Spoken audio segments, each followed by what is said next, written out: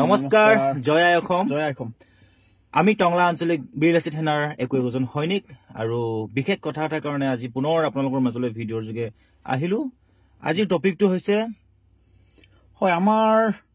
অসমৰ আমাৰ এজন সাংসদৰ যি দুজন পিএছও আছিলে সেই পিএছও দুজনক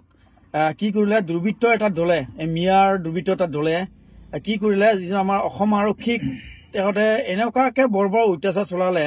আমি বহুত দুখ পাইছো যে আজি আমাৰ অসমত যদি অসম আৰক্ষীয়ে যদি সুৰক্ষিত নহয় আমি সচেতন নাগৰিক কেনেকৈ সুৰক্ষিত হম এইটো মোৰ প্ৰশ্ন আমাৰ বিজেপি চৰকাৰখনৰ এটা প্ৰশ্ন আমাৰ মুখ্যমন্ত্ৰী ডাঙৰে এটাই প্ৰশ্ন যদি আমাৰ পুলিচে যদি সুৰক্ষিত নহয় তেতিয়া আমি কেনেকৈ সুৰক্ষিত হম যে আপুনি যে শ্লোগান দি হিন্দুত্ববাদী হয়নে ধৰ আমাৰ অসমত ইমান যে এনেকুৱা ধৰণৰ বহুত ধৰণৰ যে ঘটনা ঘটি থাকে এইটোৰ বিষয়ত আপুনি অলপ চিন্তা কৰিছেনে না আপুনি নিজকে ঘৰুৱাৰ সম্পত্তি পাহাৰ গঢ়িম বুলি ভাবি আছে নেকি আপুনি মোৰ লগত আছে আমাৰ উপসভাপতি ডাঙৰীয়া আপুনি কি ক'ব কওকচোন নমস্কাৰ মই ভুৱন অসম একচুৱেলি মোৰ প্ৰশ্ন হৈছে সংবিধানখনক লৈ সংবিধান মই এইকাৰণে ক'লো চাওক পিএছও দুজন থকাৰ উদ্দেশ্য হ'ল আত্মৰক্ষা বা তেওঁলোকৰ নিজৰ আত্মৰক্ষা আৰু যাৰ পিএছও হয় তেওঁৰ আত্মৰক্ষা গতিকে যিহেতু দুজন পিএছও আছে আৰু দুজন পিএছৰ হাতত কাৰ্বাইন বা AK-47 তেনেকে দিয়া থাকে মই এটা প্ৰশ্ন বুজি নাপাওঁ বা এটা কথা মই আজিলৈকে বুজি নাপালো যে যি যেনেকৈ মানে বৰ অত্যাচাৰ কৰিলে তেওঁলোকৰ কি হাতিয়াৰটো চলাবলৈ কি একো পাৰ্মিশ্যন নাথাকে নেকি আৰু যদি পাৰ্মিশ্যন নাথাকে তেতিয়াহ'লে হাতিয়াৰটো লোৱাৰ কোনো যুক্তি নাই এইটো প্ৰথম প্ৰশ্ন এই হাতিয়াৰটো লোৱাৰ তেওঁলোকৰ কোনো যুক্তি নাই এটা আপোনাৰ লাঠি এডাল দি থৈ দিয়ক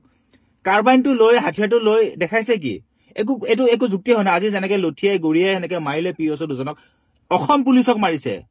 অসম পুলিচক যেনেকে মাৰিলে গতিকে সেইটো একেবাৰে মানে নিলজ্জ কাণ্ড হৈছে এইখন চৰকাৰ গতিকে মই সংবিধানখনক লৈ মোৰ এটা প্ৰশ্ন আছে সঁচাকে যদি আপোনালোকে যদি সেই হাতিয়াৰকেইটা যদি কোনো ব্যৱহাৰ কৰিব নোৱাৰে আৰু যদি কাৰোবাক যদি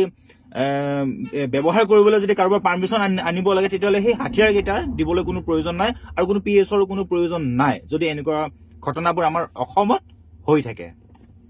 তুমি কিবা এটা কৈ দিয়া আৰু হয় বহুত দুখ লাগিছে তোৰ তেখেতসকলে অন ডিউটিত যে এনেকুৱাকে মাৰ খাব লগা হৈছে দুৰ্বৃত্তৰ লগত আৰু যিজন আমাৰ যিজন সাংসদ ৰকিবুল হুছেইন ডাঙৰীয়া আৰু তেখেতৰতো বাইকৰ চাবি কাঢ়ি লৈছে আৰু তাৰ পাছত তেওঁলোকক খিদাৰ পাছত আকৌ তেওঁলোকক ধৰি আকৌ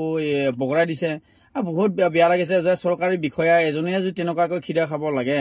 ধৰ হয় না নহয় আৰু লগত আকৌ প্ৰশাসন আছে আৰু কি আছে লগত পিএছও আছে পিএছও দুজনক এনেকুৱাকে প্ৰহাৰ কৰিছে বহুত দুখ লাগিছে ইয়াৰ যিটো শাস্তি যিকেইজন দুৰ্বৃত্তৰ শাস্তি এই শাস্তিটোক যাতে আমাৰ অসম আৰক্ষীৰ যিজন আমাৰ সঞ্চালক ডিজিপি তেওঁলোক এটাই অনুৰোধ যিকেইজন দুৰ্বৃত্তৰ যাতে কঠোৰতম শাস্তি দিয়ে বাছ এইটোৱে আমাৰ দাবী ঠিক আছে মই ইয়াৰ মাজত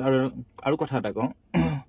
এইটো চিৰিয়াছলি কৈছো সেই দুৰ্বৃত্ত কেইজনক যদি আপোনালোকে সঁচাকে যদি কৰায়ত্ব নকৰে বা কৰায়ত্বটো আপোনালোকে কৰিবই লাগিব গেৰেণ্টি আছে সেইটো এইকাৰণে মই গেৰেণ্টি আছে বুলি ক'লো কাৰণ কি আমাৰ ল'ৰাই যিকোনো ঠাইত প্ৰতিবাদ কৰিলে আপোনালোকে এৰেষ্ট কৰি জেলত সুমুৱাই থৈ দিয়ে যিকোনো মাজতে উলংগ বাবাক প্ৰতিবাদ কৰিলে আপোনালোকে জেলত সুমুৱাই থৈ দিলে কিন্তু আজি এই ঘটনাটো সম্পূৰ্ণ সুকীয়া একদম অন কেমেৰা তেওঁলোকে এজন পিএছক খাকী পোছাকধাৰীক তেওঁলোকে চেকা লগাইছে খাকী পোছাকধাৰীক তেওঁলোকে লাট মাৰিছে গুৰিয়াইছে কিন্তু এই ঘটনাটো যদি আমি কিন্তু অনতি পলমে সামাজিক মাধ্যমত সেই দুৰ্বৃত্ত কেইজনক আপোনালোকে বন্দী কৰিছে বুলি আমি শুনা পাব লাগিব নহলে ইয়াৰ পিছৰ পৰিণাম কিন্তু বেয়া হ'ব এইটো একদম স্পষ্ট কথা কৈ দিছো এজন বিএলএসি থানাৰ সৈনিক হিচাপে আমি কৈছো যে এই দুৰ্বৃত্ত কেইজনক যদি অনতি পলমে আপোনালোকে এৰেষ্ট নকৰে ইয়াৰ কিন্তু উত্তৰটো আমি বেলেগকে দিবলৈ চেষ্টা কৰিম কাৰণ কিয় তেওঁলোকে এটাই দাবী অসম পুলিচৰ গাত হাত তুলিছে অসমীয়া মানুহৰ তাত হাত তুলিছে